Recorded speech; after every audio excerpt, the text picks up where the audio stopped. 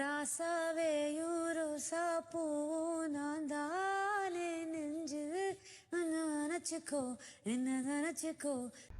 பூர்ணிமா இப்படி தான் சரவண விக்ரமோட ஆடி பாடி பேசி விளையாண்டு அவனை வெளியேற்றி விட்டுருச்சு. அடுத்து நிக்சனை வெளியேற்ற போகுது. வெண்ணிலவே பாட்டுக்கு தான் ஒரு 2-3 நாளாக ரிஹர்சல் பண்ணிக்கிட்டு இருந்தாங்க. இன்றைக்கி என்னவோ மாயா வேறு பாட்டு பாடுது. அந்த பாட்டுக்கு பூர்ணிமாவும் நிக்சனும் டான்ஸ் ஆடுறாங்க. இது பார்க்குறவங்களுக்கு காண்டா தான் ஆகுது. என்னடா விளையாட்டு கேமு, இந்த கேம் ஷோவில் வந்து இப்படி வந்து டான்ஸ் ஆடிக்கிட்டு கிடக்குதுங்க.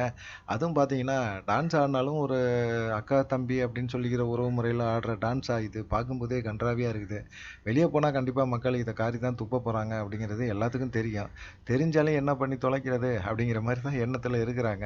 ஏன்னா இவங்க எல்லாமே கேங்காக சேர்ந்து இனிமேல் ஃபைனல் வரைக்கும் போய் ஆகணும்னா கேங்காக சேர்ந்து தான் விளாண்டாகணும்.